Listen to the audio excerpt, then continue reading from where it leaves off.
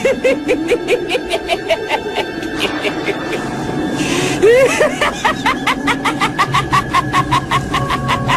freshman year of terror. The big bad bully of Western High, better known as Mitchell, has caused plenty of stress and angst to plenty of freshmen over the last 6 years. Yeah, I know what you're thinking. 6 years in high school is ridiculous. Well, not as ridiculous as Mitchell getting prepared to start his 7th year of high school. I'm Brian, and I finished up middle school with a 3.9 grade point average. I'm not bragging or anything because truly, what would be the point of me doing so? I study hard and I earn good grades. My mom is a nurse, working constantly to provide for me and my sister, Rachel, while my dad's been in and out of prison only to end up right back in prison. It's like he's addicted to not only getting in trouble, but getting arrested as well. Anyways, summer flew by like the wind. I really enjoyed it, from spending time with my favorite cousin Giovanni to hanging out and having sleepovers at my best friend Wilson's house. Needless to say, but summer was great. And what was even better was me anticipating beginning high school. Not that I cared about doing homework, quizzes, and my personal favorite, science projects, but mainly because of me finally being able to meet high school chicks. Or I have waited impatiently during the summer and my last year of middle school for this moment to arrive. Finally, it's here this wonderful August morning. I'm smiling from ear to ear as I'm humming Pharrell's song, Happy, because that's exactly how I'm feeling at this current moment in time. I woke up excited. I woke up on the right side of the bed. My sister, A.K.A. Cruella DeVille, was in the opposite mood. She dreads school, now even more so because she now has to bring me to school every day and pick me up from school. In other words, no more late, tardy, fake, sick days for her, and I can see the rage on her face this lovely morning.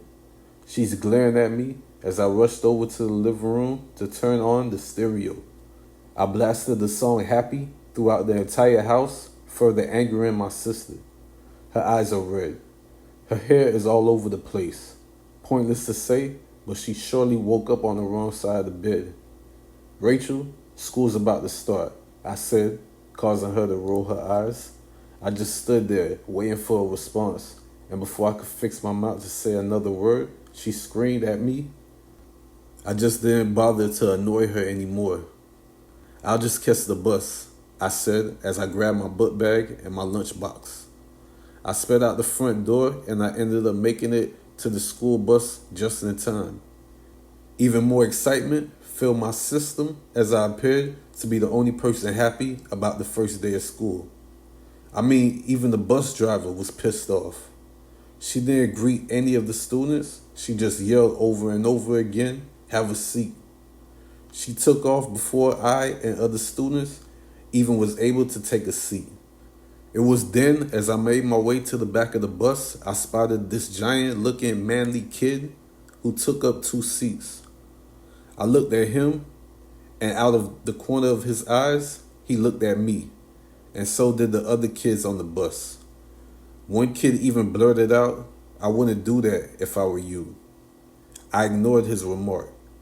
There's only 1 seat left, and that's next to this huge football lineman of a kid. He growled at me as he failed to speak up.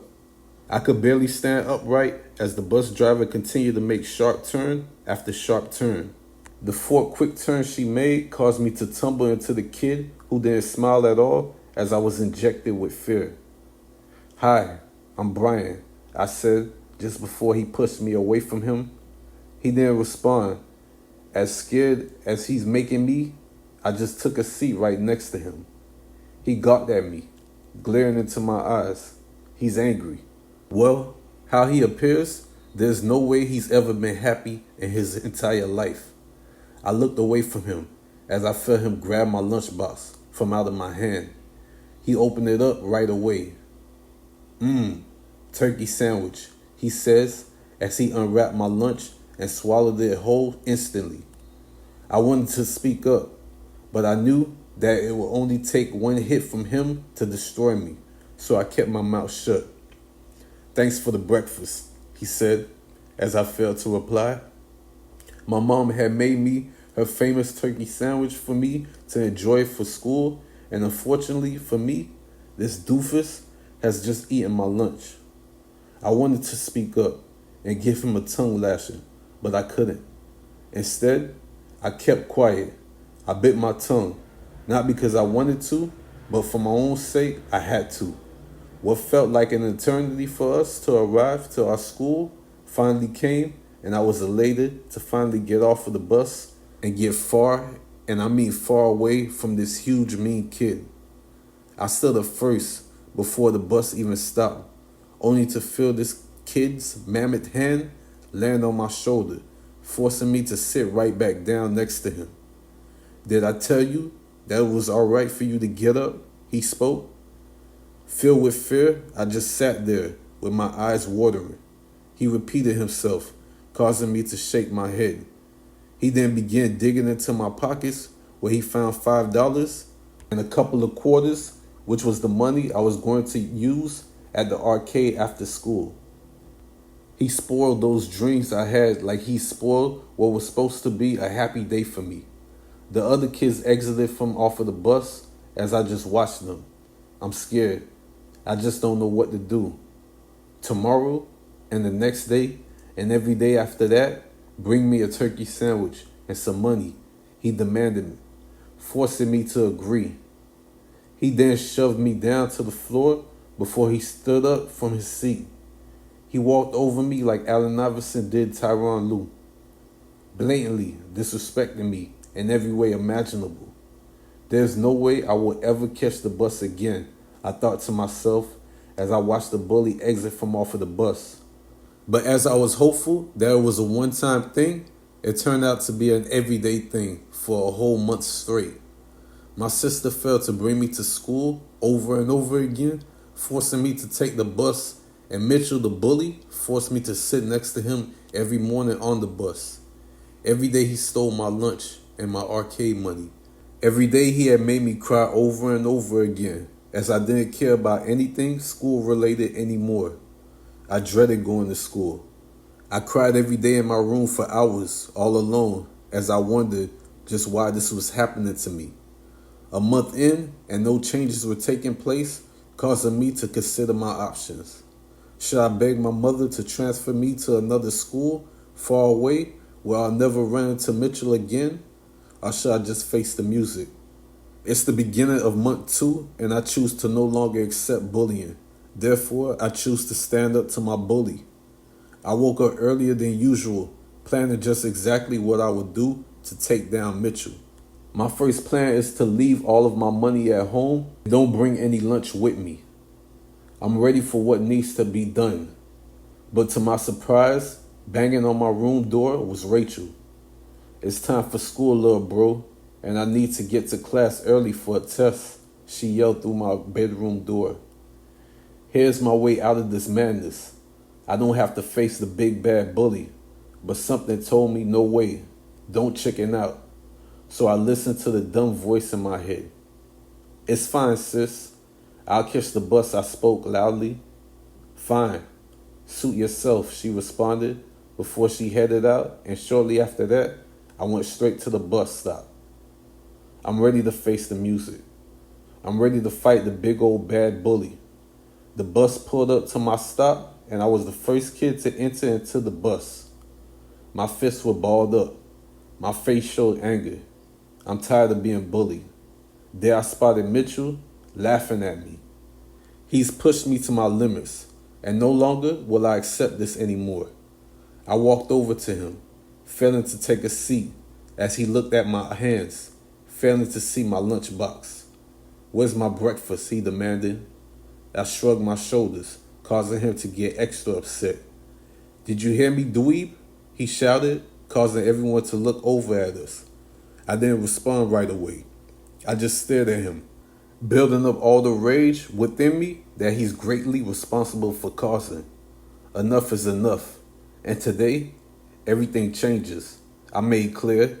He giggled at my words, which caused me to detonate. I immediately began striking him with my fists non-stop. knocking his lights out. I surprised everyone present, including myself. I continued punching him with all my might as he attempted to shield his face from my wrath. He built up this rage within me that he's paying for at this current time.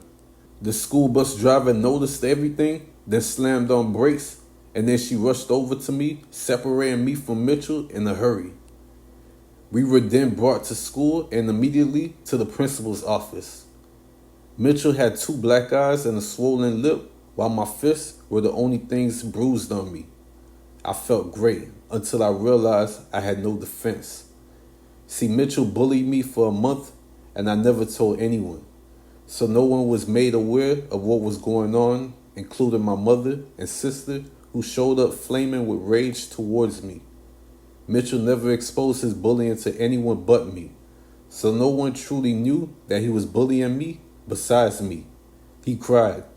He cried even more as the school bus driver and other students defended him by saying I attacked him. I had no defense. Well, I did, but no one believed a word I said. My sister even pointed out the fact that I refused to get a ride from her this morning. And that statement made me even more guilty in the eyes of everyone.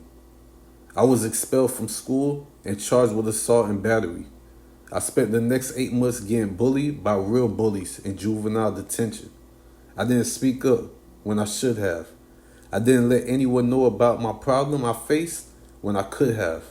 My freshman year was supposed to be an incredible year in my life, but it became a year filled with terror.